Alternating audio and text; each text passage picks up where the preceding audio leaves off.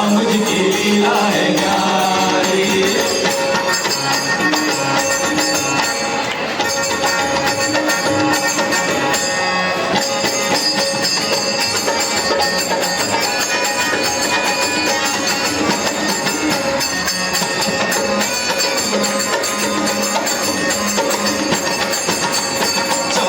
बरस का वनवास पाया, माता पिता का वचन निभाया, माता पिता का वचन निभाया। धोखे से हार ली रावण ने सीता, रावण को मारा लंका को जीता, रावण को मारा लंका को जीता। तब तब ले आए, तब तब ले आए, तब ले आए, तब ले आए। जब जब ये दुनिया राम जी की सवारी, राम जी की लीला है न्यारी। राम जी की सवारी, राम जी की लीला है न्यारी। एक तरफ लक्ष्मण, एक तरफ सीता, बीच में जगत के पालनहारे। राम जी की निकली सवारी, राम जी की लीला है न्यारी न्यारी। राम जी की निकली सवारी, राम जी की लीला है न्यारी। ಅರುಣ್ ಧಾರ್ಮಿಕ ಪ್ರವಚನ ನಂತರ ಮಕ್ಕಳಿಗೆ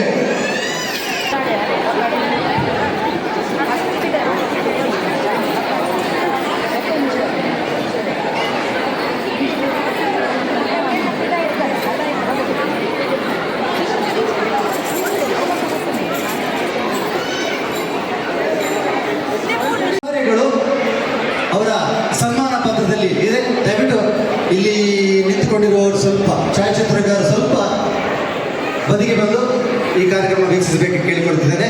ಒಂದು ಕಡೆ ಡಾಕ್ಟರ್ ಅರುಣ್ ಉಳ್ಳಾಲ್ರವರು ಕಿರಿಯ ಪ್ರಾಯದಲ್ಲಿ ಡಾಕ್ಟರೇಟ್ ಮಾಡಿರುವಂತಹ ಒಬ್ಬ ವ್ಯಕ್ತಿ. ದಕ್ಷಿಣ ಕನ್ನಡ ಜಿಲ್ಲೆಯಲ್ಲಿ ಇಷ್ಟು ಕಿರಿಯ ಪ್ರಾಯದಲ್ಲಿ ಯಾವುದೇ ಒಂದು ವ್ಯಕ್ತಿ ಮಾಡಿಲ್ಲ. ದಯವಿಟ್ಟು ಜೋರದ ಚಪ್ಪಳೆ ಇವರು ಮಾಡಿರುವಂತಹ ಸಾಧನೆ. ಅದೇ ರೀತಿ ಚೊಕ್ಕದಾಗಿ ಇವರ ಬಗ್ಗೆ ಒಂದು ಚಿಕ್ಕ ಪರಿಚಯವನ್ನು ಹೇಳಿದ್ದೇನೆ ಬಂಧುಗಳೇ.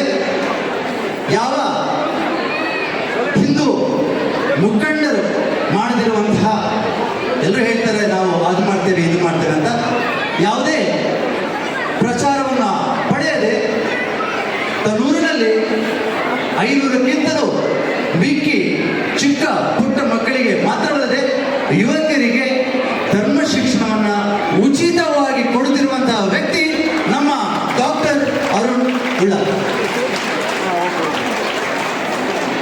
ಇದು ಇವರ ಪರಿಚಯ. ಇದರ ಬಗ್ಗೆ ನಿಮಗೆ ಜ್ಞಾನವನ್ನು ಕೊಡಲು ನಮ್ಮೊಂದಿಗಿದ್ದಾರೆ ಅರುಣ್ ರವರು. ಈಗ ಧಾರ್ಮಿಕ ಪ್ರವಚನದ ಮೂಲಕ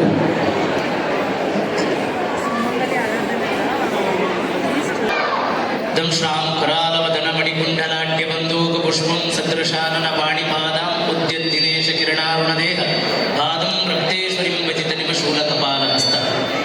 ಶ್ರೀ ವರಮಹಾಲಕ್ಷ್ಮಿ ಪ್ರಸೀದತು. ಜೋರಾದೊಂದು ಚಪ್ಪಾಳೆ ಕೊಡಿ ನೋಡ. ದುಬೈ ಎಂಬುದು ಕರ್ಮಭೂಮಿ, ಮಾಯಾಲೋಕ, ನೋಡುವ ಕಣ್ಣುಗಳಿಗೆ ಹಬ್ಬ.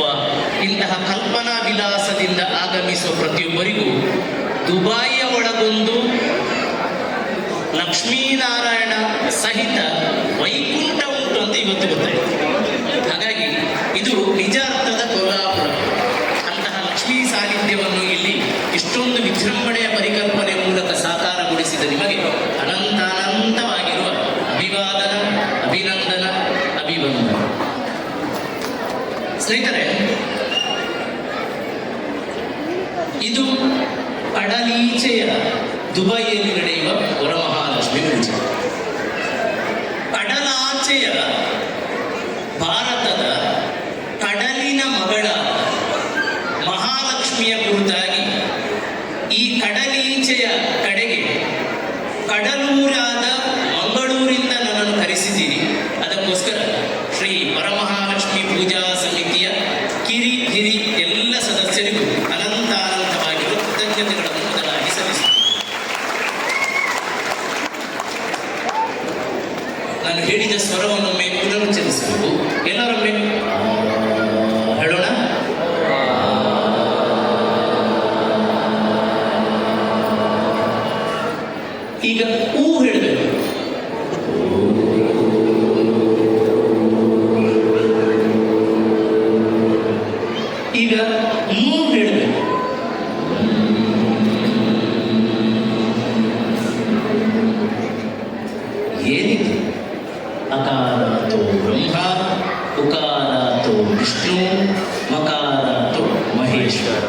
ಆ ಓ ಮು ಸೇರಿದಾಗ ಓಂಕಾರ ತನ್ನದು ಓಂಕಾರ ಓಂಕಾರ ಓಂಕಾರ ಆ ಓಂಕಾರದಲ್ಲಿ ಉಕಾರ ಅಥವಾ ವಿಷ್ಣು ಎನ್ನುವಲ್ಲಿ ಸಾನ್ನಿಧ್ಯ ಪಡೆದಿರುವವಳು ಮಹಾಲಕ್ಷ್ಮಿ. ಹಾಗಾಗಿ ಒಲಿದು ನಿಂತರೆ ನೀನೆ ಲಕ್ಷ್ಮಿ, ಮುಡಿದು ನಿಂತರೆ ಕಾಳಿ, ಲಲಿತ ವಿದ್ಯಾ ಸದನೆ ಶಾರದೆ ನೀನೆ ತ್ರೈಗುಣಶೀಲೆ ಎನ್ನುವ ಹಾಗೆ ಲಕ್ಷ್ಮಿ ತ್ರಿಮಾತ್ರ ಕಲ್ಪನೆಯಲ್ಲಿ ಕೌತುಕದಲ್ಲಿ ಕಾಣುವಂತಹ ಕೌತುಕದ ಮೂರ್ತಿ. ಅಂತಹ ಮಹಾಲಕ್ಷ್ಮಿಯ ಆರಾಧನೆ ಇಲ್ಲಿ ನಡೆಯುತ್ತಾ ಉಂಟು. ಲಕ್ಷ್ಮಿ ಎನ್ನುವ ಹೆಸರನ್ನು ಗಮನಿಸಿ. ಲಕ್ಷ್ಮಿ ಎಂಬ ಶಬ್ದ ಲಕ್ಷ್ ಎನ್ನುವಂತಹ ಧಾತುವಿನಿಂದ ಬರುವಂಥದ್ದು. ಲಕ್ಷ್ ಅಥವಾ ಆ ಮೂಲಕ ಉತ್ಪನ್ನ ಕಂಡಂತಹ ಲಕ್ಷ ಎನ್ನುವಂಥದ್ದು ಮನಸ್ಸು ಗ್ರಹಣ ಎನ್ನುವುದಕ್ಕೆ ಸಂಕೇತ. ಲಕ್ಷ ಅಂತ ಹೇಳಿದರೆ ಗಮನ ಎಂಬ ಅರ್ಥವೂ ಇದೆ, ಲಕ್ಷ ಅಂತ ಹೇಳಿದರೆ ಒಂದು ಮೊತ್ತ ಎನ್ನುವ ಅರ್ಥ ಇದೆ, ಲಕ್ಷ ಅಂತ ಹೇಳಿದರೆ ಬಹಳ ವಿಶೇಷವಾಗಿ ಒಂದು ಏಮ್, ಗುರಿ, ಒಂದು ಗೋಲ್ ಎನ್ನುವ ಅರ್ಥ ಇದೆ. ಹಾಗಾಗಿ ಇವೆಲ್ಲದರ ಸಂಪನ್ನ ರೂಪ ಲಕಾರಾತೋ ದಾನ, ಷಕಾರಾತೋ ಪ್ರೇರಣ. ಅಂದರೆ ದಾನವನ್ನು ಮಾಡುವುದಕ್ಕೆ, ಸಂಪತ್ತಿನ ದಾನವನ್ನು ಮಾಡುವುದಕ್ಕೆ ಪ್ರೇರಣೆಯನ್ನು ಕೊಡುವವಳು ಮಹಾಲಕ್ಷ್ಮಿ ಎನ್ನುವಂತಹ ಕಲ್ಪನೆ ಇದೆ. ಈ ವಿಷ್ಣು ಎಲ್ಲೆಲ್ಲ ಯಾವ ಯಾವ ಯುಗದಲ್ಲೆಲ್ಲ ಹೋಗ್ತಾನೋ ಅದೆಲ್ಲ ಸಮಯಕ್ಕೂ ಲಕ್ಷ್ಮಿ ಸಹಿತವಾಗಿ ಹೋಗುವುದು. ಅದಕ್ಕಾಗಿ ಪ್ರಳಯ ಕಾಲದಲ್ಲಿ ಆಲದೆಲೆಯ ಮೇಲೆ ಮಲಗಿರುವಾಗ ಹಲವು ಆಭರಣವಾಗಿ ಜಲವೂ ಆಗಿ ಜಾಣತನದಲ್ಲಿರುವ ಲಕ್ಷ್ಮಿ. ಅಂತಹ ಲಕ್ಷ್ಮಿ ಇದ್ದಾಗ ಮಾತ್ರ ನಾರಾಯಣನಿಗೂ ಒಂದು ಭೂಷಣ. ಅದಕ್ಕೋಸ್ಕರ ಲಕ್ಷ್ಮೀನಾರಾಯಣ ಸತ್ಯನಾರಾಯಣ ಪೂಜೆ ಮಾಡುವಾಗ ಕೂಡ ಲಕ್ಷ್ಮೀನಾರಾಯಣ ಎನ್ನುವ ಸಂಕಲ್ಪದಲ್ಲಿ ಮಾಡುವುದು. ಅಂತಹ ಲಕ್ಷ್ಮಿಯ ಆರಾಧನೆ. ಸ್ನೇಹಿತರೆ, ಲಕ್ಷ್ಮಿ ಎಂದ ಅಕ್ಷರ ನಮಗೆ ನೆನಪಾಗುವುದು ಸಂಪತ್ತಿನ ಅಧಿದೇವತೆ ಅಂತ. ಹಾಗಲ್ಲ, ಸುಮಂಗಲಿಯರು ಇದನ್ನು ಸರಿಯಾಗಿ ಅರ್ಥ ಮಾಡಿಕೊಳ್ಳಬೇಕು. ಲಕ್ಷ್ಮಿ ಬರೀ ಸಂಪತ್ತಿನವಳಲ್ಲ, ಸೌಂದರ್ಯದ ದೇವತೆ ಕೂಡ. ಕಣ್ಣುಗಳೆರಡು ಸಾಲದಮ್ಮ ಲಕ್ಷ್ಮಿ ನೋಡಲು. ನಾನು ಆ ಭಜನೆ ನಿರೀಕ್ಷೆ ಮಾಡ್ತಿದ್ದೆ ಆಗಲಿಲ್ಲ. ಕಣ್ಣುಗಳೆರಡು ಸಾಲದಮ್ಮ ಲಕ್ಷ್ಮಿಯ ಸ್ವರೂಪವನ್ನು ನೋಡುವುದಕ್ಕೆ. ಇವತ್ತಿಗೂ ಒಂದು ಸುಮಂಗಲೆ ಬಹಳ ಸಾಂಪ್ರದಾಯಿಕವಾದ ಉಡುಗೆಯಿಂದ ಮನೆಗೆ ಬಂದರೆ ನಾವು ಹೇಳುವಂಥದ್ದು ಮಹಾಲಕ್ಷ್ಮಿ ಹಾಗೆ ಕಾಣ್ತಾಳೆ. ಎರಡನೇ ಅದೇ ಸೌಂದರ್ಯ ಕಲ್ಪನೆ ಇರುವಂಥದ್ದು ಶಾರದಮ್ಮನಿಗೆ. ಎಂತ ಅಂದ ಎಂತ ಚಂದ ಶಾರದಮ್ಮ. ಶಾರದಮ್ಮನಿಗೆ ಅಂತಹ ಸ್ವರೂಪ ಉಂಟು. ಹಾಗಾಗಿ ಅಂತಹ ಲಕ್ಷ್ಮಿಯ ವಿಶೇಷವಾಗಿರುವಂತಹ ಆರಾಧನೆ ವರಮಹಾಲಕ್ಷ್ಮಿ ಪೂಜೆ. ಸ್ನೇಹಿತರೆ, ವಿಶೇಷ ಇರುವುದಕ್ಕೆ ವರಮಹಾಲಕ್ಷ್ಮಿ ಪೂಜೆ ಎನ್ನುವಂಥದ್ದು ಶ್ರಾವಣ ಮಾಸದಲ್ಲಿ ಬರುವಂತಹ ವಿಶೇಷ ದಿನ. ಈ ವರ ಎನ್ನುವಂಥದ್ದು ವಿಶೇಷ. ಏಕೆಂದರೆ ನಾವು ಸಂಪತ್ತು ಕೊಡುವಂತಹ ಒಂದು ಮುಖ ಅಂತ ಅಂದುಕೊಂಡಿದ್ದೇವೆ. ಒಬ್ಬ ಬ್ರಹ್ಮನನ್ನು ಕುರಿತು ತಪಸ್ಸು ಮಾಡಿದಂತೆ. ಬ್ರಹ್ಮನನ್ನು ಕುರಿತು ತಪಸ್ಸು ಮಾಡಿ ಮಾಡಿ ಮಾಡಿ ಕೊನೆಗೂ ಅವನ ಹಿರಿಯರ ಪುಣ್ಯಫಲವೋ ಅವನ ಪುಣ್ಯಫಲವೋ ಬ್ರಹ್ಮ ಸಾಕ್ಷಾತ್ಕಾರಗೊಂಡ. ಕಣ್ಣೆದುರಿಗೆ ಆವಿರ್ಭವಿಸಿ ನಿಂತಹ ಬ್ರಹ್ಮ ಕೇಳಿದಂತೆ ಆ ವ್ಯಕ್ತಿ ಹತ್ರ, ನಿನಗೆ ಯಾವ ವರ ಬೇಕು ಅಂತ. ಈ ಆಸಾಮಿ ಮಾತನಾಡ್ತಾನೆ ಇಲ್ಲ. ಅಯ್ಯೋ, ವಿಷಮಗಳಿಗೆ ಬರ್ತದೆ, ಅಮೃತ ಗಳಿಗೆಯಲ್ಲಿ ಕೇಳಬೇಕಾಗಿರುವ ವರ ಹೇಳಪ್ಪ. ಒಂದಷ್ಟು ಕಾಲದಿಂದ ವರಕ್ಕೋಸ್ಕರ ನೀನು ತಪಸ್ಸನ್ನು ಮಾಡ್ತಾ ಇದ್ದೀನಿ, ನಿನಗೆ ಯಾವ ವರ ಬೇಕು? ಮಾತನಾಡುವುದಿಲ್ಲ. ಆಯ್ತು, ನಿನ್ನ ಅಮೃತ ಕ್ಷಣ ತಪ್ಪಿ ಹೋಯ್ತಪ್ಪ ಅಂತ ಹೇಳಿ ಬ್ರಹ್ಮ ಅದೃಷ್ಟ. ಮತ್ತೆ ತಪಸ್ಸು ಮುಂದುವರಿತದೆ. ಎರಡನೇ ಸಲ ಬ್ರಹ್ಮ ಬಂದ. ಒಮ್ಮೆ ಕೇಳಿದೆ, ಮೊನ್ನೆ ಒಮ್ಮೆ ಕೇಳಿದೆ, ಉತ್ತರಿಸ್ತದೆ. ಈಗಲಾದರೂ ಹೇಳು, ನಿನಗೆ ಯಾವ ವರ ಬೇಕು ಅಂತ. ಮತ್ತೆ ಮಾತನಾಡ್ತಾನೆ. ಹಾಗೆ ಮೌನ. ಸೇರಿಸಿದ ತುಟಿಯನ್ನು ಬಿಚ್ಚುವುದೇ ಇತ್ತ. ಮತ್ತೆ ಅದೃಷ್ಟನಾದ. ಮೂರನೇ ಬಾರಿ ಬ್ರಹ್ಮ ಬಂದಾಗ ಸ್ವಲ್ಪ ತಟ್ಟಿ ಕೇಳಿದಂತೆ, ನೋಡಪ್ಪ, ಬ್ರಹ್ಮಲೋಕದಿಂದ ಬಂದಿದ್ದೇನೆ, ನಿನ್ನ ತಪಸ್ಸಿಗೆ ಮೆಚ್ಚಿ ನಿನಗೆ ಯಾವ ವರ ಬೇಕು ಅಂತ ಕೇಳಿದಾಗ ಸಹನೆ ಮೀರಿದ ಆ ಭಕ್ತ ಹೇಳ್ತಾನಂತೆ, ಒಂದನೇ ಸಲ, ಎರಡನೇ ಸಲ, ಮೂರನೇ ಸಲ ನಿನ್ನ ಸಾಕ್ಷಾತ್ಕಾರ ಆಯಿತು. ಆಗದಿಂದ ಬಂದು, ಮೊನ್ನೆಯಿಂದ ಬಂದು, ಈ ಹಿಂದೆಯೂ ಬಂದು ನೀನು ಕೇಳಿರುವಂಥದ್ದು ನಿನಗೆ ಯಾವ ವರ ಬೇಕು, ಯಾವ ವರ ಬೇಕು? ಅದೇ ಕೇಳಿದೆ, ಹೇಳು. ನನಗೆ ವರ ಬೇಡ, ವಧು ಬೇಕು ಅಂತ ಹೇಳಿದೆ. ನೀವು ಆಗದಿಂದ ಬಂದು ಕೇಳಿ ಯಾವ ವರ ಬೇಕು ಅಂತ ಕೇಳಿದ್ದಲ್ಲ. ಅಲ್ಲ, ನನಗೆ ವಧು ಬೇಕಿದ್ದದು, ಅದಕ್ಕೋಸ್ಕರ ನಾನು ಪ್ರಾರ್ಥನೆ ಮಾಡಿದೆ. ಅಂದ್ರೆ ಇದು ತಮಾಷೆ ಒಂದು ದಂತಕಥೆಯಾದರೂ ಕೂಡ ಇದರ ಹಿಂದೆ ವರ ಎನ್ನುವುದರ ಪರಿಕಲ್ಪನೆಯನ್ನು ನೀವು ಅರ್ಥ ಮಾಡಿಕೊಳ್ಬೇಕು. ಅದರ ಅರ್ಥವ್ಯಾಪ್ತಿಯನ್ನೊಮ್ಮೆ ಮನಸ್ಸಿಗೆ ತಂದುಕೊಳ್ಬೇಕು. ವರ ಎನ್ನುವಂಥದ್ದು ಅಭೀಷ್ಟಗಳನ್ನು ಕೊಡುವಂತಹ ಒಂದು ಮಾರ್ಗ, ಒಂದು ಪೂಜೆಯ ಸಫಲ ಪ್ರಸನ್ನ ಕಾಲದಲ್ಲಿ ಪ್ರಾರ್ಥನೆ ಮಾಡಿದಾಗ ಇನ್ನು ಮುಂದಕ್ಕೆ ಅರ್ಚಕರು ಮಾಡಲಿಕ್ಕಿದ್ದಾರೆ, ಅದು ಶೀಘ್ರವಾಗಿ ಫಲಪ್ರದಗೊಳ್ಳುತ್ತದೆ ಎಂಬುದು ಶಾಸ್ತ್ರವಿದಿತ. ಅಂತಹ ಅರ್ಥಪೂರ್ಣವಾಗಿರುವ ಚಿಂತನೆಯನ್ನು ಹಿಂದೂ ಧರ್ಮ ಕೊಟ್ಟಿದೆ. ಆ ನೆಲೆಯಲ್ಲಿ ವರ ಎನ್ನುವುದರ ಅರ್ಥ ವಿಸ್ತಾರವನ್ನು ನಾವು ಹೇಳ್ತಾ ಹೋಗ್ಬೇಕು. ಅಂತಹ ವರಲಕ್ಷ್ಮಿ ಪೂಜೆ ಸ್ನೇಹಿತರೆ, ನೀವು ಬಹಳ ಕಾಲದಿಂದ ಈ ಕಡಲಿನ ಆಸುಪಾಸಿನಲ್ಲಿರುವ ಉತ್ಪನ್ನ ಉದ್ಯೋಗಗಳಿಗೆ ಹೆಸರಾಗಿರುವ ಮತ್ತು ಅನೇಕ ಸಂಕೀರ್ತಿಗಳಿಗೆ ಪಾತ್ರವಾಗಿರುವ ದುಬೈಯಲ್ಲಿ ನೆಲೆಸಿದವರು ನಾವೆಲ್ಲ ಜಗತ್ತಿನಲ್ಲಿ ಪರಿಪಾಲನೆ ಮಾಡುವ, ಭಾರತದಲ್ಲಿ ಹೋದ್ರೂ ಅದೇ, ಇನ್ನೊಂದು ಅಬುದಾಬಿಗೆ ಹೋದ್ರೂ ಅದೇ, ಕತಾರಿಗೆ ಹೋದ್ರೂ ಅದೇ, ಕುವೈಟಿಗೆ ಹೋದ್ರೂ ಅದೇ, ಇನ್ಯಾವುದೇ ರಾಷ್ಟ್ರಕ್ಕೂ ಹೋದ್ರೂ ಅದೇ ಎನ್ನುವಂತಹ ಒಂದು ಕ್ಯಾಲೆಂಡರ್ ಇದ್ರೆ ಅದನ್ನು ಗ್ರೆಗೋರಿಯನ್ ಕ್ಯಾಲೆಂಡರ್ ಅಂತ ಕರೀತೀವಿ. ನಾವು ಮಕ್ಕಳಿಗೆ ಕಲಿಸಿಕೊಂಡಂತಹ ಜನವರಿ ಟು ಡಿಸೆಂಬರ್. ಇದಲ್ಲದೆ ಭಾರತದಲ್ಲಿ ಪ್ರಕೃತಿಯ ಬದಲಾವಣೆಯನ್ನು ಅವಲಂಬಿಸಿಕೊಂಡು 2 ಕ್ಯಾಲೆಂಡರ್ಗಳಿವೆ, ಕಾಲಮಾನ ಪದ್ಧತಿಗಳು. ಒಂದು ಚಂದ್ರನನ್ನು ಅವಲಂಬಿಸಿ ಮಾಡುವಂತಹ ಕಾಲಮಾನ ಪದ್ಧತಿ, ಅದಕ್ಕೆ ಲೂನಾರ್ ಇಯರ್ ಸಿಸ್ಟಮ್ ಅಂತ ಹೆಸರು. ಚಂದ್ರಮಾನ ಅದರ ವಿಶೇಷಣ ಚಾಂದ್ರಮಾನ. ನಾವು ಬೇವು ಬೆಲ್ಲ ತಿನ್ನುವಂಥ ಯುಗಾದಿ ಬರ್ತದೆ ನೋಡಿ, ಅದು ಚಾಂದ್ರ. ಇನ್ನು ಎರಡನೆಯದ್ದು ಸೂರ್ಯನ ಚಲನೆಯನ್ನು ಅವಲಂಬಿಸಿ ಮಾಡುವಂತಹ ಕಾಲ ಪದ್ಧತಿ, ಅದಕ್ಕೆ ಸೌರಮಾನ ಅಂತ ಹೆಸರು, ಸೋಲಾರ್ ಇಯರ್ ಸಿಸ್ಟಮ್ ಅಂತ ಇಂಗ್ಲಿಷಲ್ಲಿ ಹೇಳ್ತಾರೆ. 2 ಲೆಕ್ಕಾಚಾರದ ಪ್ರಕಾರ 12 ತಿಂಗಳುಗಳಿವೆ. ಹೇಗೆ ಜನವರಿಯಿಂದ ಡಿಸೆಂಬರಿಂದ ಹಾಗೆ, ಚೈತ್ರದಿಂದ ಫಾಲ್ಗುಣ, ಫಗ್ಗುವಿನಿಂದ ಸುಗ್ಗಿ. ಈ ಚಾಂದ್ರಮಾನದ 4ನೇ ತಿಂಗಳು ಆಷಾಢ. ಆನಂತರ ಬರುವ 5ನೇ ತಿಂಗಳು ಯಾವುದು ಅಂತ ಕೇಳಿದೆ, ಈಗ ನಡೆಯುತ್ತಿರುವ ಶ್ರಾವಣ. ಈ ಬಾರಿ ಚಾಂದ್ರಮಾನ ಯುಗಾದಿಯು ಮತ್ತು ಸೌರಮಾನ ಯುಗಾದಿಯು ಹತ್ತಿರ ಬಂದ ಕಾರಣ ಇದನ್ನು ಗಮನಿಸಬೇಕು, ಇದು ಬಹಳ ಮುಖ್ಯವಾದ ಅಂಶ.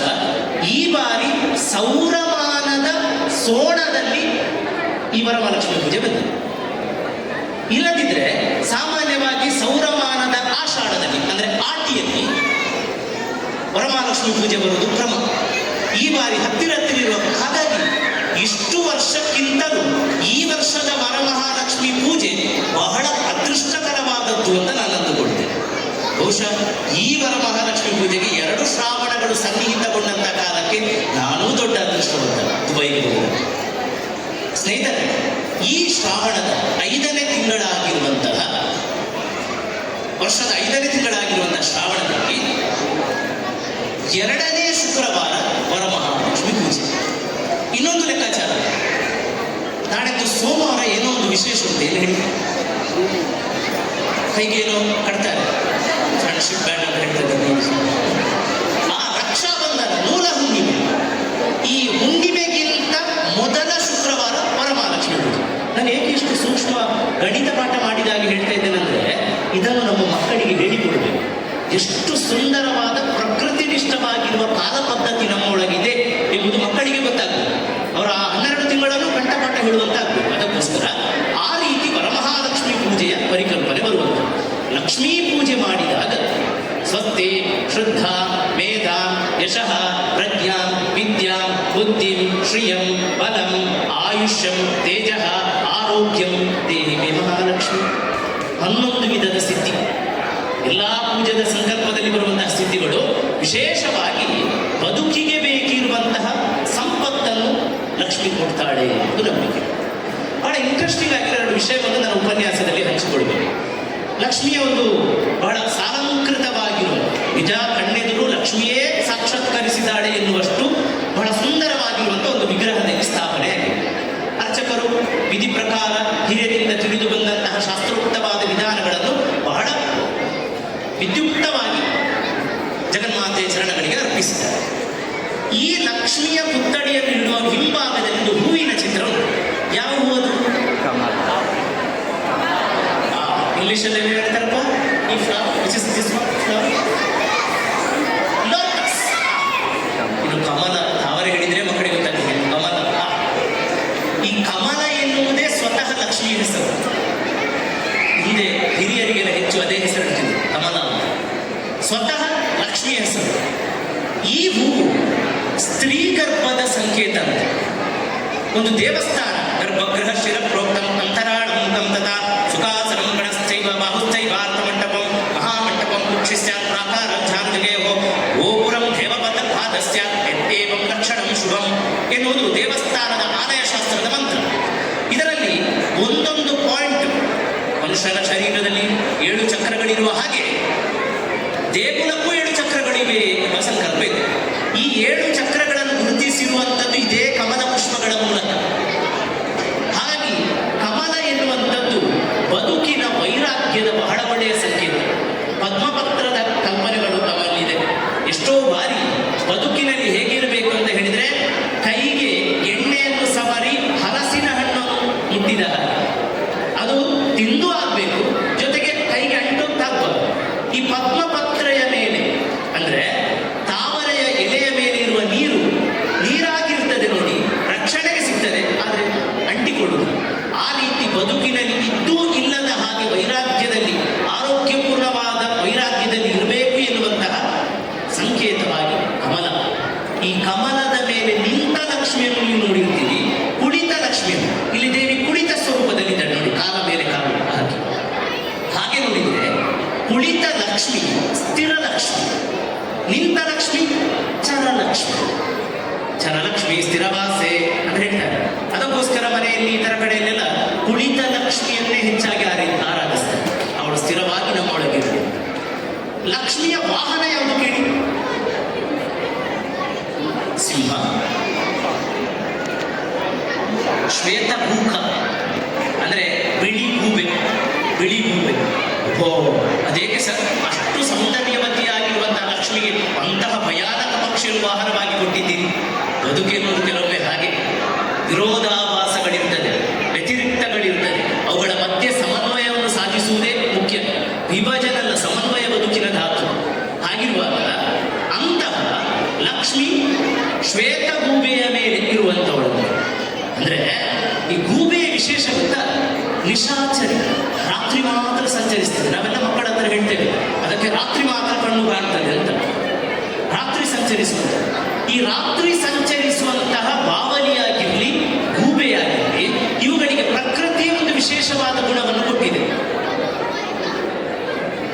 ಗೂಬೆ ಕುಳಿತಲ್ಲೇ ಹಾಗೇ ಸರಿಯಾಗಿ 360 ಡಿಗ್ರಿಯಷ್ಟು ತಲೆಯನ್ನು ತಿರುಗಿಸಬಹುದು. ನಮ್ಮ ಪ್ರೇತದ ಸಿನಿಮಾದಲ್ಲಿ ಪ್ರೇತ ತಲೆ ತಿರುಗಿಸುವ ಕಲ್ಪನೆ ಬಹುಶಃ ಅದರಿಂದಲೇ ಬಂದಿರಬಹುದೇನು. ತಲೆಯನ್ನು ತಿರುಗಿಸ ಅಂದ್ರೆ 4 ದೇಶಗಳಲ್ಲಿ 4 ದಿಕ್ಕಿನಿಂದ ಬರುವುದನ್ನು ಏಕಕಾಲದಲ್ಲಿ ಗ್ರಹಿಸುವ ಶಕ್ತಿ ಗೂಬೆಗೆ. ಮತ್ತು ಚಾಣಾಕ್ಷಮತಿ, ಬುದ್ಧಿವಂತ ಹಕ್ಕಿಯದು ಹಾಗೆಯೇ ಹಾಗೆ. ಮತ್ತು ಬಹಳ ಸೂಕ್ಷ್ಮಮತಿ, ಬಹಳ ದೂರದಿಂದ ಬರುವಂತಹ ಧ್ವನಿಯನ್ನು ಕೂಡ ಆ ಕಾಡಿನ ಮಧ್ಯೆ ಇದ್ದು ಕತ್ತಲೆಯಲ್ಲಿ ಗ್ರಹಿಸಬಲ್ಲ ಅಂತಹ ಶಕ್ತಿ ಗೂಬೆಗೆ. ಆ ಗೂಬೆ ವಾಹನವಾಗಿ ಲಕ್ಷ್ಮಿಯನ್ನು ಇರಿಸಿದೆ. ಸ್ನೇಹಿತರೆ, ಬಹಳ ಮುಖ್ಯವಾಗಿ ಗಮನಿಸಬೇಕಾದದ್ದು ವರಮಹಾಲಕ್ಷ್ಮಿ ಪೂಜೆ ಈ ಸಂದರ್ಭದಲ್ಲಿ ನಾವು ಯಾವ ಸಂಕಲ್ಪವನ್ನು ಕೊಡಬೇಕು ಎಂಬುದು ಇಲ್ಲಿ ಮುಖ್ಯ. ಪ್ರತಿ ವರ್ಷವೂ ಬಹಳ ಸಂಭ್ರಮದಿಂದ ವರಮಹಾಲಕ್ಷ್ಮಿ ಪೂಜೆ ಆಗ್ತದೆ. ಒಂದಷ್ಟು ಜನ ಸೇರ್ತಾರೆ, ಒಂದಷ್ಟು ಯುವಕರು ಇದಕ್ಕೋಸ್ಕರ, ಇದಕ್ಕೋಸ್ಕರ ಪರಿಶ್ರಮಿಸ್ತಾರೆ, ಯಶಸ್ವಿ ಆಗ್ತದೆ. ಬರೀ ಒಂದು ವರದಿಯಾಗುವ ಬದಲು, ಒಂದಷ್ಟು ವ್ಯಯ ಆಗಿ ಒಂದು ಲೆಕ್ಕಪಟ್ಟಿ ಬರುವ ಬದಲು, ಎಷ್ಟರ ಮಟ್ಟಿಗೆ ನಮ್ಮ ನಂತರದ ಪೀಳಿಗೆಗೆ ಇದು ದಾಟ್ತಾ ಉಂಟು ಎಂಬುದನ್ನು ನಾವು ಒಮ್ಮೆ ಅವಲೋಕನ ಮಾಡಬೇಕು. ಬಹಳ ಮುಖ್ಯವಾದದ್ದು. ಏಕೆಂದರೆ ಇವತ್ತು ನೀವೆಲ್ಲ ಇಲ್ಲಿ ಕುಣಿತ ಭಜನೆ ಮಾಡಿದ್ದೀರಿ, ಭಜನಾ ಸಂಕೀರ್ತನೆ, ಎಷ್ಟೊಂದು ಪಠಣ, ಎಷ್ಟೊಂದು ಪ್ರವಚನಗಳು, ಎಂತಹ ವಿದ್ಯುಕ್ತವಾದಂತಹ ಆರಾಧನಾ ಕ್ರಮಗಳು. ಇವೆಲ್ಲವನ್ನು ಇನ್ನೊಂದು 10 ವರ್ಷದ ನಂತರ, 20 ವರ್ಷದ ನಂತರ ಮುಂದುವರಿಸಬೇಕಾದವರು ನೋಡಿ ಇಲ್ಲಿ ಕುಳಿತವರು. ಒಮ್ಮೆಲೆ ಇದ್ದಕ್ಕಿದ್ದಾಗೆ ನೀನು ಮುಂದುವರಿಸಬೇಕೆಂಬ ಜವಾಬ್ದಾರಿಯನ್ನು ಅವರಿಗೆ ದಾಟಿಸುವ ಬದಲು, ಇವತ್ತು ಹೇಗೆ ಆ ನೀರು ಕೊಡುವುದರಿಂದ ತೊಡಗಿ ಪ್ರತಿಯೊಂದು ಕೆಲಸದಲ್ಲಿ ಅವರು ಬಹಳ ಸಕ್ರಿಯವಾಗಿ ತೊಡಗಿಸಿಕೊಂಡ್ರು, ಇದನ್ನು ಮುಂದುವರಿಸಿ. ಜೊತೆಗೆ ಇಂತಹದೇ ಶಿಷ್ಟಾಚಾರ, ಅತಿಥಿ ಸತ್ಕಾರ, ಪೂಜಾ ಸತ್ಕಾರ್ಯದ ಸಂಕಲ್ಪ ಮತ್ತು ಸಂಸ್ಕಾರಗಳನ್ನು ಮನೆಯಲ್ಲೂ ರೂಢಿಸುವಂತ ಕೆಲಸವನ್ನು ಮಾಡಬೇಕು. ಹೇಗೆ ಮಾಡಬಹುದು? ನಮ್ಮಲ್ಲಿ ಹಿರಿಯರು ಹೇಳ್ತಾರೆ, ಒಬ್ಬ ಮನುಷ್ಯನಿಗೆ ಯಾವ ನೆಲಕ್ಕೆ ಹೋದರೂ, ಯಾವ ರಾಷ್ಟ್ರಕ್ಕೆ ಹೋದರೂ, ಯಾವ ದೇಶಕ್ಕೆ ಹೋದರೂ 3 ಮರೆಬಾರದು. ಸ್ವಜನ. ಸ್ವಜನ ನನ್ನ ಜನಗಳು, ನನ್ನ ಅಜ್ಜ ಅಜ್ಜಿ, ತಂದೆ ತಾಯಿ, ಊರಿನ ಮನೆ, ಊರಿನ ಕುಟುಂಬದ ಮನೆ, ನಮ್ಮ ಊರು, ಇವೆಲ್ಲವನ್ನು ಒಳಗೊಂಡ ಹಾಗೆ ನನ್ನ ಮೇಲೆ ಅಭಿಮಾನ ವಿಶ್ವಾಸವನ್ನು ಇಟ್ಟುಕೊಂಡಂತಹ ನನ್ನವರು ಎನ್ನುವಂತಹ ಮತ್ತು ನನ್ನನ್ನು ಅವರು ಅವರ ವ್ಯಕ್ತಿ ಎಂಬುದಾಗಿ ಸ್ವಭಾವದಲ್ಲಿ ಪರಿಕಲ್ಪಿಸಿರುವಂತಹ ಜನ ಅವರು ಸ್ವಜನ. ಹಾಗೆ ನಮ್ಮ ಜನರ ಕಡೆ ಪ್ರೀತಿ ಇರಬೇಕು. ಹಿರಿಯರ ಊರಿಗೆ ಹೋದಾಗ ಹಿರಿಯರ ಹತ್ರ ನಿಮ್ಮ ಸಹಾಯ ಇಲ್ಲದೆ ನಿಮ್ಮ ಮಕ್ಕಳು ಮಾತನಾಡುವಂತಾಗಬೇಕು. ಹೇಗಿದ್ಯಪ್ಪ, ಹೀಗಿದ್ದೇನೆ ಎನ್ನುವ ಪ್ರತಿ ಉತ್ತರದಲ್ಲಿ ಅವರ ಹತ್ರ ಪ್ರತಿಯಾಗಿ ನೀವು ಹೇಗಿದ್ದೀರಿ ಕೇಳುವಷ್ಟು ಕಳಕಳಿ ಅವರೊಳಗೆ ತುಂಬಬೇಕು. ಇದು ಸ್ವಜನ ಪ್ರೀತಿ. ಸ್ವದೇಶ, ಎಲ್ಲೇ ನಾವೆಂದೂ ಭಾರತೀಯರು ಎನ್ನುವಂತಹ ಕಲ್ಪನೆ. ಜನನಿ ಜನ್ಮಭೂಮಿಸ್ಯ ಸ್ವರ್ಗಾದಪಿ ಗರಿಯಸಿ, ರಾಮಾಯಣದ ಮಾತು. ಹೆತ್ತ ತಾಯಿ ಹೊತ್ತ ಭೂಮಿ ಸ್ವರ್ಗಕ್ಕಿಂತಲೂ ಮಿಗಿಲಂತೆ. ಹಾಗೆ ಭಾರತವನ್ನು ನೆನಪಿಡುವ, ಭಾರತೀಯ ಸಂಸ್ಕೃತಿಯಲ್ಲಿಂದ ಪೂಜಾ ಕಾರ್ಯದಲ್ಲಿ, ಮನೆಯ ರೂಢಿಯಲ್ಲಿ, ನಿತ್ಯ ದಿನಚರಿಯಲ್ಲಿ ಪರಿಪಾಲಿಸುವಂತಹ ಒಂದು ಕ್ರಮವನ್ನು ಮಕ್ಕಳಿಗೆ ಕಲಿಸಿ. ಇದು ಸ್ವದೇಶಕ್ಕೆ ಕೊಡುವಂತಹ ಗೌರವ, ಸ್ವದೇಶ. ಇನ್ನೊಂದು ಸ್ವಭಾಷೆ. ಇದು ನನಗೆ ಈ ಊರಿನಲ್ಲಿ ಬಹಳ ಸವಾಲು ಅಂತ ಅನಿಸ್ತದೆ. ಇಲ್ಲಿ ತನಕ ಅಂದ್ರೆ ಅರ್ಚಕರು ಸೂಚನೆಯನ್ನು ಕೊಡುವಾಗ ಒಮ್ಮೆ ತುಳುವಿನಲ್ಲಿ ಕೊಟ್ಟರು, ಒಮ್ಮೆ ಹಿಂದಿಯಲ್ಲಿ ಕೊಟ್ಟರು, ಒಮ್ಮೆ ಕನ್ನಡದಲ್ಲಿ ಕೊಟ್ಟರು. ಹೌದು, ಇಲ್ಲಿ ಬಹುಭಾಷೆಗಳು. ಒಂದರ್ಥದಲ್ಲಿ ಇದುವೇ ಒಂದು ಭಾರತ, ಬಹುಭಾಷಾ ಭೂಮಿ ಇದು. ಆದರೆ ಎಷ್ಟೇ ಎಜುಕೇಟೆಡ್ ಎಂದೆನಿಸಿಕೊಂಡ್ರು ಕೂಡ, ಎಂತಹ ಡಿಗ್ರಿಯನ್ನು ಪಡೆದುಕೊಂಡ್ರು ಕೂಡ, ಎಂತಹ ಮಾಡರ್ನ್ ಆಗಿ ಸ್ಟ್ಯಾಂಡರ್ಡ್ ಆಗಿ ಬದುಕುವುದಾದರೂ ಕೂಡ ನಿಮ್ಮ ಮನೆಯಲ್ಲಿ ನಿಮ್ಮದೇ ಮನೆ ಭಾಷೆಯನ್ನು ಮಾತನಾಡುವುದನ್ನು ರೂಢಿಸಿ. ಇದು ಬಹಳ ಮುಖ್ಯವಾಗಿದೆ. ಏಕೆಂದರೆ ಇಲ್ಲಿ ದಿನ ಹೋಗುವುದು, ನಾಳೆ ಯಾವುದೋ ಒಂದು ಮದುವೆಗೆ, ಯಾವುದೋ ಒಂದು ಮರಣಕ್ಕೆ, ಯಾವುದೋ ಒಂದು ಶುಭಾಶುಭ ಕಾರ್ಯಗಳಿಗೆ, ದೈವ ಕಾರ್ಯಗಳಿಗೆ, ದೇವತಾ ಕಾರ್ಯಗಳಿಗೆ ನಿಮ್ಮ ಊರಿಗೆ ನಿಮ್ಮ ಜೊತೆ ಚಳ್ಳೆ ಪಿಳ್ಳೆಗಳಂತಿರುವ ನಿಮ್ಮ ಮಕ್ಕಳು ಬರಬೇಕು. ಬಂದಾಗ ಭಾಷೆ ಗೊತ್ತಿಲ್ಲ ಎಂಬ ಒಂದೇ ಒಂದು ಕಾರಣಕ್ಕೆ ನಿಮ್ಮ ಮಕ್ಕಳು ನಿಮ್ಮ ಊರಿನಲ್ಲಿ ದ್ವೀಪ ಜೀವಿಗಳಾಗ್ತವೆ. ಆಚೆ ನೀರು, ಈಚೆ ನೀರು, ಈಚೆ ನೀರು, ಈಚೆ ನೀರು, 4 ಕಡೆಯಲ್ಲಿ ನೀರು ತುಂಬಿದ ಮಧ್ಯದಲ್ಲಿ ವಾಸಿಸುವ ರೀತಿ. ಅಂದ್ರೆ ಹಿರಿಯರ ಹತ್ರ ಮಾತಾಡ್ಲಿಕ್ಕೆ ಆಗುದಿಲ್ಲ, ಊರಿನಲ್ಲಿ ಆಡ್ಲಿಕ್ಕೆ ಬರುವ ಎಷ್ಟೋ ಮಕ್ಕಳಿದ್ದಾರೆ, ಅವರ ಹತ್ರ ಸೇರಿಕೊಳ್ಳಿಕ್ಕೆ ಸಾಧ್ಯ ಆಗುವುದಿಲ್ಲ. ಮತ್ತು ತನ್ನ ಸ್ವಯಂ ಪ್ರಜ್ಞೆಯನ್ನು, ನಮ್ಮಲ್ಲೊಂದು ಮಾತುಂಟು, ಭಾಷೆಯನ್ನು ನಾಶ ಮಾಡಿಸಿದರೆ ತನ್ನಿಂತಾನೇ ಅದು ರೂಢಿಗತವಾಗಿರುವ ಸಂಸ್ಕೃತಿಯು ನಾಶ ಆಗ್ತದಂತ. ಅದೇ ರೀತಿ ಭಾಷೆಯನ್ನು ಕಲಿಸಿದ ಕ್ಷಣ ತನ್ನಿಂತಾನೇ ಸಂಸ್ಕೃತಿ ಎಂಬುದು ರೂಢಿಗೊತ್ತಗೊಳ್ತದೆ. ಅದಕ್ಕಾಗಿ ಸ್ವಜನ, ಸ್ವದೇಶ, ಸ್ವಭಾಷೆ, ಈ 3 ಪ್ರೀತಿಯನ್ನು ದಯವಿಟ್ಟು ನಿಮ್ಮೊಳಗೆ, ನಿಮ್ಮ ಮನೆಯ ಮಕ್ಕಳೊಳಗೆ ಎಲ್ಲರ ಜೊತೆ ರೂಢಿಸಿಕೊಳ್ಳಿ. ಇಂತಹ ಪೂಜಾ ಕಾರ್ಯಗಳು ನಡೆಯುವ ಸಂದರ್ಭದಲ್ಲಿ ಹೆಚ್ಚಿನ ಸಂಖ್ಯೆಯಲ್ಲಿ ಪಾಲ್ಗೊಳ್ಳಿ ಮತ್ತು ಈ ರೀತಿ ಪೂಜಾ ಕಾರ್ಯಕ್ರಮ ನಡೆಯುತ್ತದೆ ಎಂಬುದನ್ನು ಊರಿಗೆ ಹೋಗಿ ಬಹಳ ಚಂದಕ್ಕೆ ವಿವರಿಸುವುದನ್ನು ಕಲಿಯಿರಿ. ಅನೇಕರು ತಿಳ್ಕೊಳ್ತಾರೆ, ದುಬೈಗೆ ಹೋದ ತಕ್ಷಣ ನೆಲವನ್ನೇ ಬರೆದು ಬಿಟ್ರು ಅಂತ. ಪ್ರತಿಯೊಂದು ಅಂಶ ನಾವು ಕುಣಿತ ಭಜನೆ ಮಾಡಿದೆವು. ಈ ಸಲ ವಾರಿಜಪತೆ ಎನ್ನುವುದಕ್ಕೆ ಹೆಂಗಳೆಯರೆಲ್ಲರೂ ಒಂದಷ್ಟು ಮಂದಿ ಕುಣಿದು ದೀಪವನ್ನು ಬಳಸಿದೆವು, ತಾವರೆಯನ್ನು ಬಳಸಿದೆವು, ತಾಳವನ್ನು ಬಳಸಿದೆವು, ಇಂಥ ಕೀರ್ತನೆ ಪ್ರತಿಯೊಂದನ್ನು ಹಾಡಿ. ಆಗ ಊರಿನಲ್ಲಿರುವವರಿಗೆ ಒಂದು ಭರವಸೆ, ಅಲ್ಲಿ ಹೋದ್ರೂ ಕೂಡ ನಮ್ಮ ತನವನ್ನು ಬಿಡಲಿಲ್ಲ. ಅದು ಆಗಬೇಕಾದದ್ದು. ವರಮಹಾಲಕ್ಷ್ಮಿ ಪೂಜೆಯಲ್ಲಿ ಅಂತಹ ಮನಸ್ಥಿತಿಗಳು ರೂಪುಗೊಂಡು ಬದುಕಿನಲ್ಲಿರುವಂತಹ ಯಾವುದೇ ಸಂಕಷ್ಟಾದಿಗಳಿವೆಯೋ ಅದೆಲ್ಲವೂ ದೂರ ಆಗಲಿ, ಸಕಾಲಿಕವಾಗಿ ಬರುವಂತಹ ಅನುಕೂಲ ಮತ್ತು ಅವಕಾಶಗಳು ಯಥೇಚ್ಛವಾಗಿ ಬರಲಿ ಎಂಬ ಸದಾಶಯದೊಂದಿಗೆ ಹೇಗೆ ರಾಮ ಸಮುದ್ರಕ್ಕೆ ಸೇತುವೆ ಕಟ್ಟಿದನೋ ಅದೇ ರೀತಿ ಆ ಭಾರತದಿಂದ ಇಲ್ಲಿಗೆ ನನಗೆ ಸೇತುವೆ ಕಟ್ಟಿದ ರೀತಿಯಲ್ಲಿ ಅವಕಾಶವನ್ನು ಒದಗಿಸಿಕೊಟ್ಟ ವಿಶೇಷವಾದ ಆ ಗುತ್ತಾರಿನ ಗಟ್ಟಿ ಚತುರೊಬ್ಬನಿಗೂ ಮತ್ತು ಅವರ ಸ್ನೇಹಿತರಿಗೂ ಮತ್ತು ಈ ಸಮಿತಿಯ ಸರ್ವರಿಗೂ ಶಿರವಾಗಿ ಹೃದಯಪೂರ್ವಕವಾದ ಕೃತಜ್ಞತೆಗಳನ್ನು ಸಲ್ಲಿಸ್ತೇನೆ. ದುಬೈಯಲ್ಲಿರುವ ಭಾರತೀಯರ ವಿದ್ಯೆ ಈ ಬೆರಳು. ಅದಕ್ಕೋಸ್ಕರ ಈ ಬೆರಳನ್ನು ಎತ್ತಿ ನೋಡಿ, ಬಲಕೈಯ ಈ ಬೆರಳು ಎಡಕೈಯನ್ನು ಹೀಗಿಟ್ಕೊಡು. ಇದು ಭಾರತ. ದುಬೈಯಲ್ಲಿ ನಿಮಗೆ ಹಿರಿಯರು ಕಲಿಸಿಕೊಟ್ಟ ವಿದ್ಯೆ ಇದು. ಒಳಗಟ್ಟಿ ಉಂಟು ನೋಡಿ, ಯಾವುದೇ ಹೆಲ್ಪ್ ಮಾಡಬೇಕಾದ್ರೆ ಅದು ಬೇಕೇ ಬೇಕು, ಅದನ್ನು ಬಿಟ್ಟು ತಗೊಳ್ಳಿಕ್ಕೆ ಆಗುದಿಲ್ಲ, ವಿದ್ಯೆ ಬೇಕೇ ಬೇಕು. ಈಗ ಈ ವಿದ್ಯೆಯಿಂದ ಭಾರತದ ಕಡೆ ಒಂದು ಪೆಟ್ಟು ಕೊಡಿ ನೋಡಿ, ಹೀಗೆ ಸಂಪೂರ್ಣ ಕೆಡಬಾರ್ದು, ಬರೀ ಆ ಬೆರಳು ಮಾತ್ರ. ಇನ್ನು ವಿದ್ಯೆಗೆ ಕೆಪಾಸಿಟಿ ಉಂಟು. ವಿದ್ಯೆಯಿಂದ ನಿಮಗೆ ಬಂದಿರುವಂತಹ ವ್ಯಕ್ತಿತ್ವ ಎರಡು ಬೆರಳು ಸೇರಿಸಿ, ವಿದ್ಯೆ ಮತ್ತು ವ್ಯಕ್ತಿತ್ವ. ದುಬೈಗೆ ಹೋದ, ಒಳ್ಳೆ ಹಣ ಮಾಡಿದ್ದಾರೆ ಮಾರ್ರೆ, ಅವರಿಗೇನು ಹೆದರಿಕೆ. ದುಬೈ ಅಂತ ಹೇಳಿದ ತಕ್ಷಣ ಊರಿನವರಿಗೆಲ್ಲ ನೆನಪಾಗುವುದು ದುಬೈಯವರ ಸಂಪತ್ತು. ಸ್ವಲ್ಪ ಎತ್ತರದವ, ಮೂರನೇವನ್ನು ಸೇರಿಸಿ ಭಾರತಕ್ಕೆ ಬಡಿ. ಆ ನಂತರ ನಿಮಗಿರುವಂತ ಘನತೆ, ಅದನ್ನು ಬಡಿ. ದುಬೈಯಿಂದ ಬಂದದ್ದು ಸ್ವಲ್ಪ ಅರಿವಿದೆ, ದುಬೈಯವರು ಬರ್ತಾ ಇದ್ದಾರೆ ಎನ್ನುವಂತಹ ವಿಶೇಷ ಮನ್ನಣೆ. ಕೊನೆಯದು ಈ ನಾಲ್ಕರಿಂದ ನಿಮಗೆ ಸಿಕ್ಕಿರುವುದು. ಈ ನಾಲ್ಕರ ಸ್ವರ ಕೇಳಲಿಲ್ಲ ನನಗೆ. 1 2 3 4 ಮಾತ್ರ, 5 ಬರ್ತದೆ. ಕೊನೆಯದ್ದು ಇವೆಲ್ಲದರಿಂದ ಬರುವಂತಹ ಕೀರ್ತಿ. ಈಗ 5 ಸೇರಿಸಿ. ಇನ್ನು ಈ 5 ಈ ಭಾರತಕ್ಕೆ ಸದಾ ವಿನಿಯೋಗಿಸಿ, ಆಗ ಮಾತ್ರ ಚಪ್ಪಾಳೆ ಕೇಳ್ತದೆ. ಉತ್ತಿಷ್ಟ ಭಾರತ, ಉತ್ತಿಷ್ಟ ಭಾರತ, ಉತ್ತಿಷ್ಟ ಭಾರತ. ಇದು ಸಾಲು.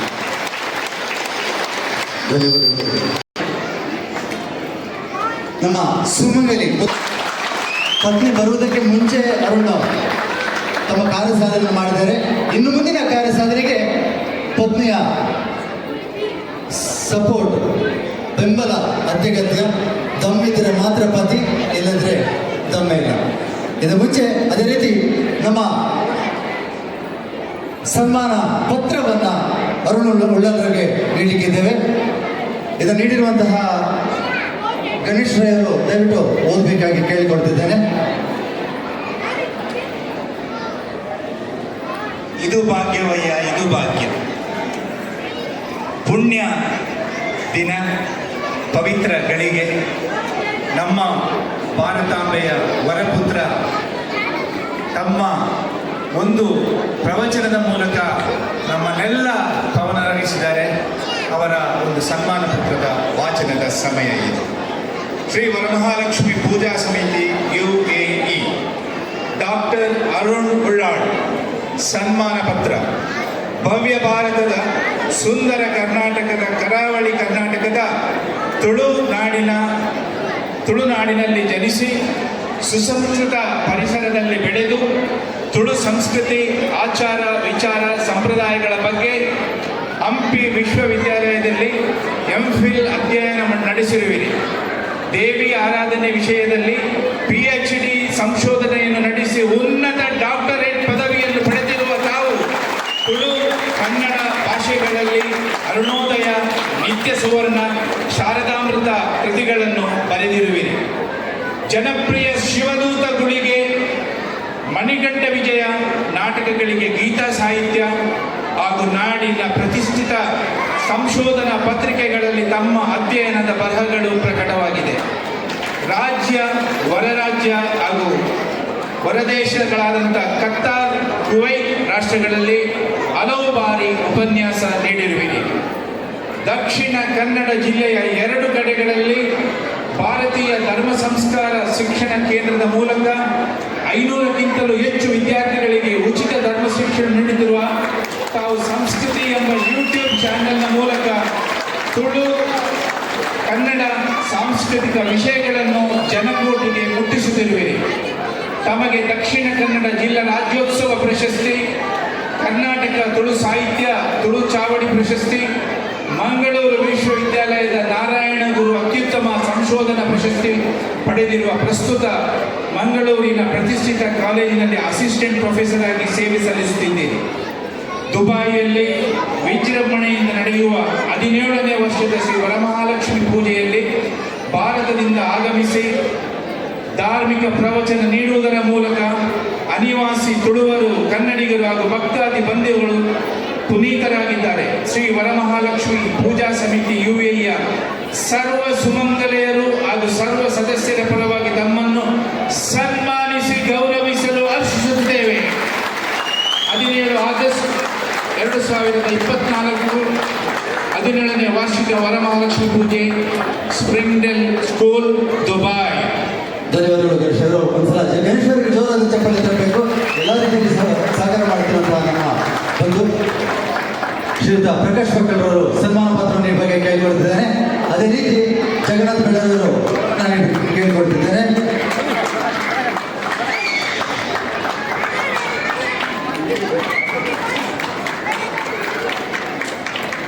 ಬಂಧುಗಳೇ, ಇದು ಶ್ರೀ ವರಮಹಾಲಕ್ಷ್ಮಿ ಪರವಾಗಿ ನಮ್ಮ ಒಂದು ಚಿಕ್ಕ ಸ್ಮರಣಿಕೆಯನ್ನ ಅರುಣ್ ಉಳ್ಳಲ್ ಡಾಕ್ಟರ್ ಅರುಣ್ ನೀಡ್ತಾ ಇದ್ದೇವೆ. ದಯವಿಟ್ಟು ಎಲ್ಲ ಸದಸ್ಯರು ಸೇರಿ ನೀಡಬೇಕಾಗಿ ಕೇಳ್ಕೊಳ್ತಿದ್ದೇನೆ.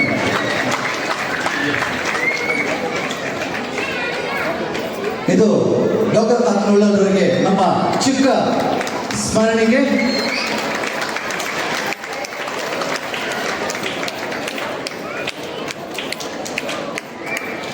ಧನ್ಯವಾದಗಳು ಅರುಣ್ ಅವರೇ. ಇನ್ನೊಂದು ಬಂಧುಗಳೇ, ಎಲ್ಲ ಚಿಕ್ಕ ಮಕ್ಕಳು ಕಾಯ್ತಾ ಚಿಕ್ಕ ಮಕ್ಕಳು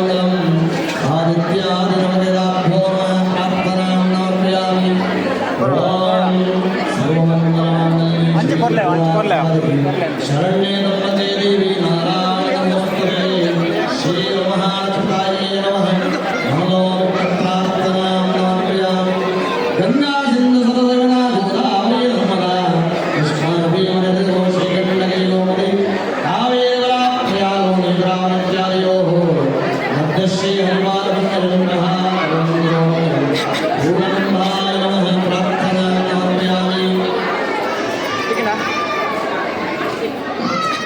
ದೇವರ ಮಂಗಳಾರತಿಯ ಸಮಯ ಶಾಸ್ತ್ರದಲ್ಲಿ ಪ್ರಸನ್ನ ಕಾಲ ಅಂತ ಹೇಳ್ತಾರೆ.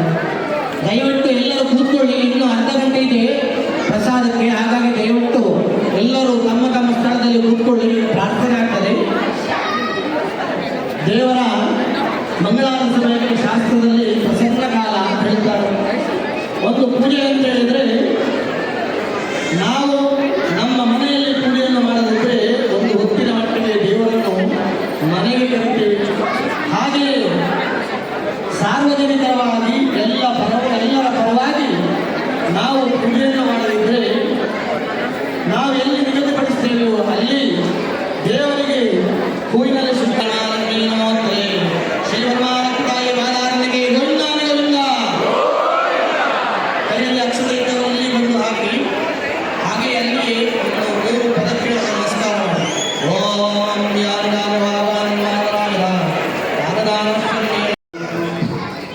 ಓಂ ಸ್ವಸ್ತಿ ಪ್ರಜಾಭ್ಯಾ ಪರಿಪಾಲಯಂತಾಂ ನ್ಯಾಯೇನ